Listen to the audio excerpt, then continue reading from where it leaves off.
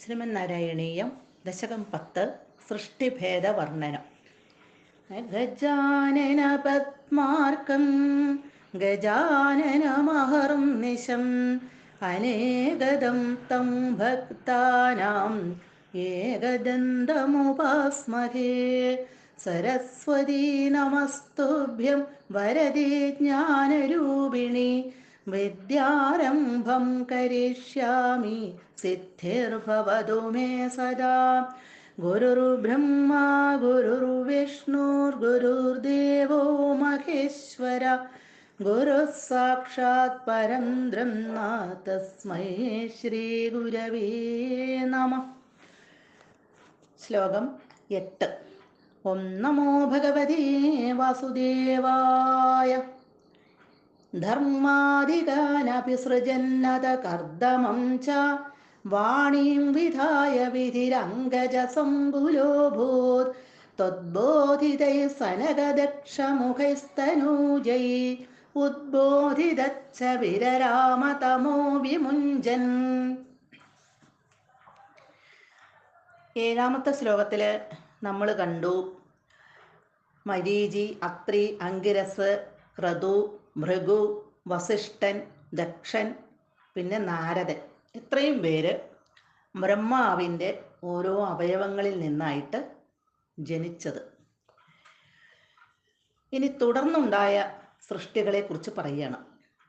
അഥ അനന്തരം ധർമാധികാൻ, ധർമ്മദേവൻ തുടങ്ങിയവരെയും കർദമംജ, കർദമനെയും അഭിസൃജൻ, സൃഷ്ടിച്ചുകൊണ്ട്. പിന്നീട് ധർമ്മദേവനെ സൃഷ്ടിച്ചു, കർദമനെ സൃഷ്ടിച്ചു. അതിനുശേഷം വാണിയും വിധായ, സരസ്വതിയെ സൃഷ്ടിച്ചപ്പോൾ അടുത്തത് സരസ്വതീ ദേവിയാണ് ഉണ്ടായത്. വിധി, ബ്രഹ്മാവ് അങ്കജസംകുല അഭൂത്, കാമപരവശനായി തീർന്നു. അതിസുന്ദരിയായിട്ടുള്ള സരസ്വതീ ദേവി ഉണ്ടായപ്പോൾ ബ്രഹ്മാവ് ആ സൗന്ദര്യത്തിൽ ആകൃഷ്ടനായി. ഇത് താൻ സൃഷ്ടിച്ച തൻ്റെ പുത്രിയാണ് എന്നുള്ളൊരു ഓർമ്മ പോലും അന്നേരം പോയില്ല. ത്വദ്ബോധിതൈ, നിന്തിരുവടിയുടെ പ്രേരണയാൽ ഭഗവാൻ അപ്പോൾ പ്രേരിപ്പിച്ചു. ആരെയാണ് പ്രേരിപ്പിച്ചത്? സനകദക്ഷമുഖൈ, സനകൻ, ദക്ഷൻ തുടങ്ങിയ ബ്രഹ്മാവിൻ്റെ പുത്രന്മാരെ ഭഗവാൻ പ്രേരിപ്പിച്ചു. തനൂജൈ ഉദ്ബോധിത, ഇവിടെ സനകൻ, ദക്ഷൻ തുടങ്ങിയ തനൂജൈ മക്കള് ഉദ്ബോധിത, ഓർമ്മപ്പെടുത്തിയതിനാൽ തമ വിമുഞ്ചൻ, തമ അജ്ഞാനം, അജ്ഞാനത്തെ വിമുഞ്ചൻ കൈവെടിഞ്ഞ്. സനകൻ, ദക്ഷൻ തുടങ്ങിയിട്ടുള്ള പുത്രന്മാര് ഭഗവാന്റെ പ്രേരണ മൂലം ബ്രഹ്മാവിനെ ഓർമ്മപ്പെടുത്തി ഇത് പുത്രിയാണ് എന്നുള്ള കാര്യം. ബ്രഹ്മാവിന് സരസ്വതിയെ കണ്ടപ്പോൾ ആ ഓർമ്മ പോയില്ല. അപ്പൊ ഇവിടെ പുത്രന്മാര് ഓർമ്മപ്പെടുത്തി. അപ്പോൾ ആ അറിവില്ലായ്മയെ കൈവെടിഞ്ഞ് വിരരാമച്ച, ആ കൃത്യത്തിൽ നിന്ന് പിന്മാറുകയും ചെയ്തു.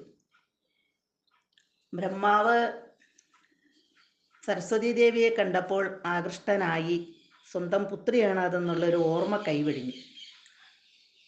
അത് ഓർമ്മ വന്നില്ല അന്നേരം. അപ്പോഴാണ് പുത്രന്മാര് ഓർമ്മപ്പെടുത്തിയത്. അതില് ബ്രഹ്മാവ് വളരെ ലജ്ജിതനായി സ്വന്തം ശരീരം, ആ അപ്പോഴുണ്ടായിരുന്ന ശരീരം കൈവെടിഞ്ഞു എന്നാണ് പറയുന്നത്. പിന്നീട് പുതിയ ശരീരം സ്വീകരിച്ചു എന്ന് പറയുന്നുണ്ട്.